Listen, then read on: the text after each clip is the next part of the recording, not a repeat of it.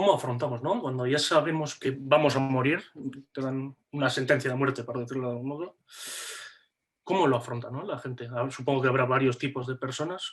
¿Qué tipos de personas, no? Podríamos decir que hay. Hace años se describieron unas fases de negación, de enfado y tal. Bueno, no está muy claro y desde luego ni todo el mundo tiene que pasar por esas fases ni hay un orden cronológico, ¿no?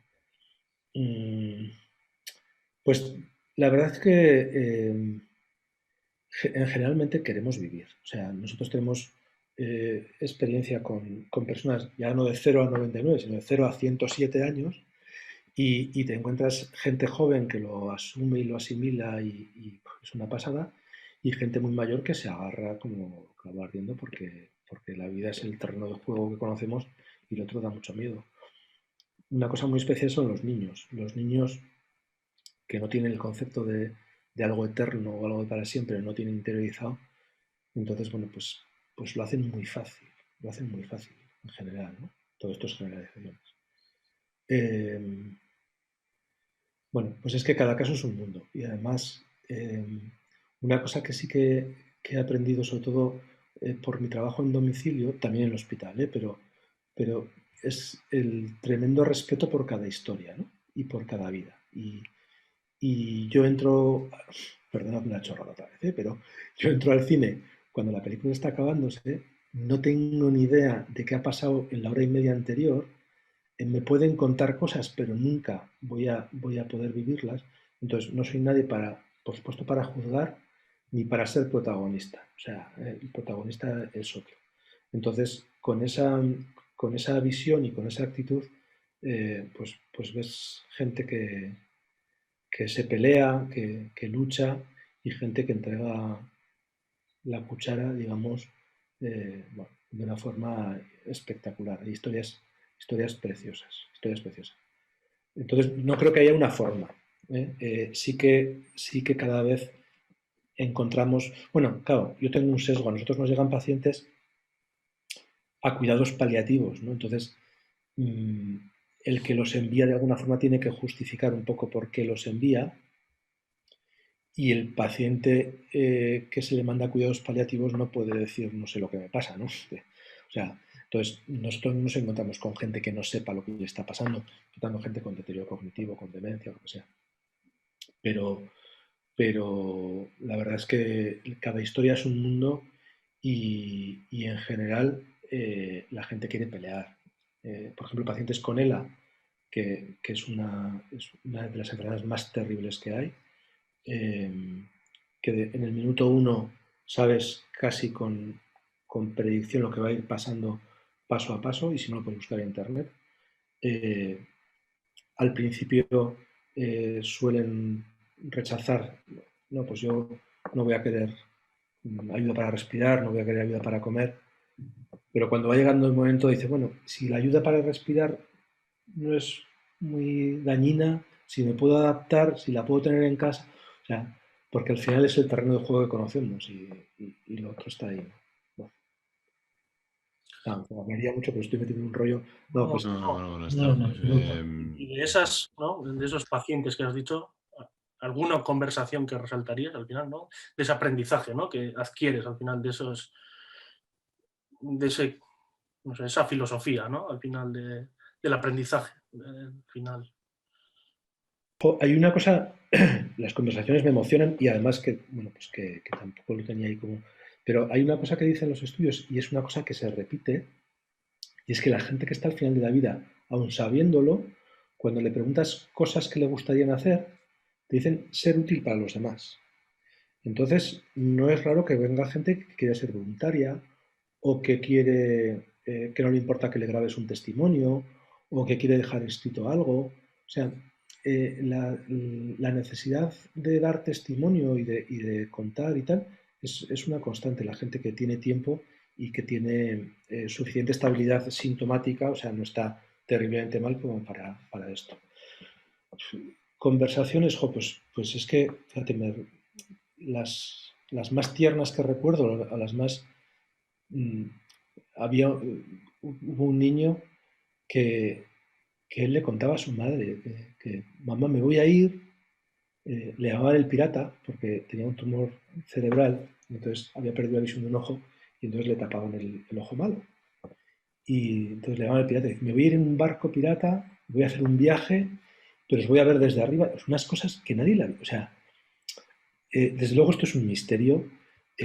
Cada uno tiene su espiritualidad y la expresa con su religión, pero desde luego que hay algo ahí, ¿no? Hay algo ahí que no entendemos. eh, y que bueno, quizá a veces yo también me revelo y digo, ojo, esto lo tendría que conocer más gente, pero yo creo que forma parte de esa intimidad, ¿no? Y de esas historias particulares de la gente. Pero sí, o sea, es un privilegio. Yo me siento un privilegiado el poder compartir algunas cosas con estas personas y con esa sensación también de estar en un sitio que no me corresponde y con esa humildad de decir, bueno, aquí estoy, prefiero no, no estorbar. Hay un compañero nuestro, Eduardo Bruera, que está en Houston, en la cuna de la oncología y tal, y que dice que la gente nos viene por problemas urgentes que cuando los vamos paliando pueden aparecer las cosas importantes de verdad, ¿no?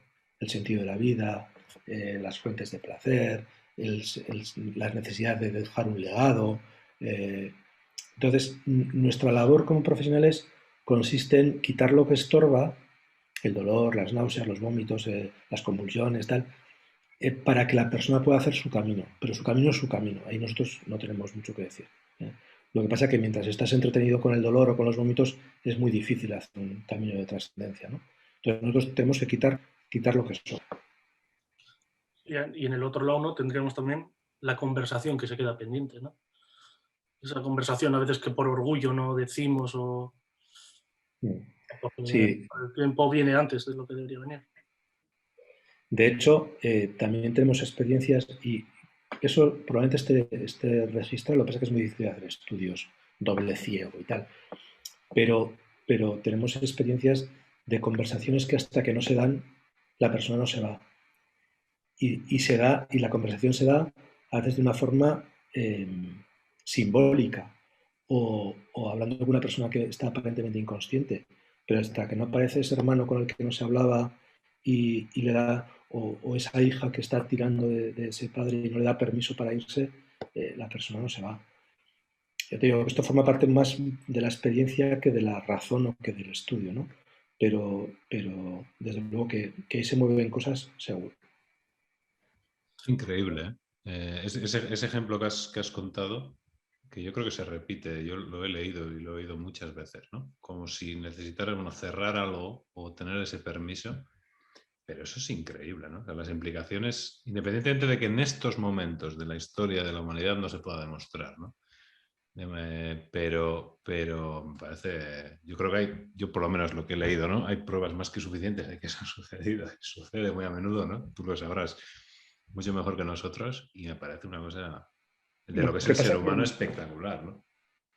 que son de esos intangibles, eh, pero que también pasan al inicio de la vida, ¿no? Pues ahora dicen que incluso antes de nacer tenemos percepciones de cómo ha vivido nuestra madre el embarazo, cómo ha sido el parto. O sea, son huellas que van quedando en nuestra mochila genética, antropofósica, no sé dónde está eso, pero que nos configuran y nos desarrollan, ¿no? ¿Por qué seré yo médico? Pues vete a saber, ¿no? Eh, bueno, os cuento una anécdota que a lo mejor tiene que ver, me acabo de acordar. Cuando yo iba a nacer, a mi madre dijeron que nacía muerto. Entonces, en el hospital iban dejando la ropita para los niños y a mi madre, como ya le habían dicho que nacía muerto, dijeron, no, bueno, a usted no lo dejamos tal. O sea, mi madre iba a parir un feto muerto y nací yo.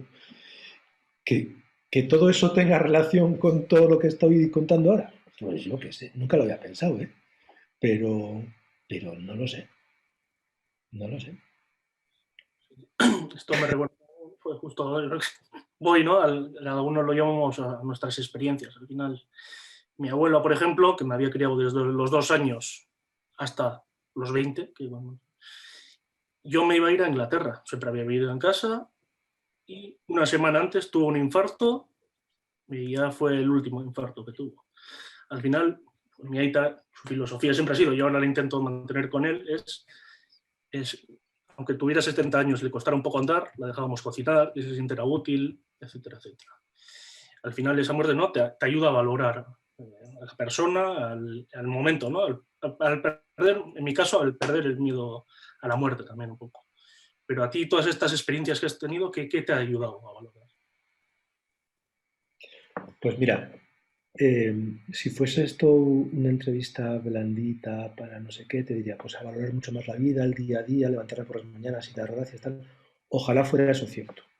Me parece que soy demasiado cazurro para entender eso. Me ha ayudado, yo creo que a ser más tolerante con las personas. Cuando yo empecé a trabajar y a ir a los domicilios, yo pensaba que estaban las familias normales, las casas normales y luego algunas casas raras, ¿no? Y luego te das cuenta que es que tu casa es tan rara como las demás o tan normal como las demás.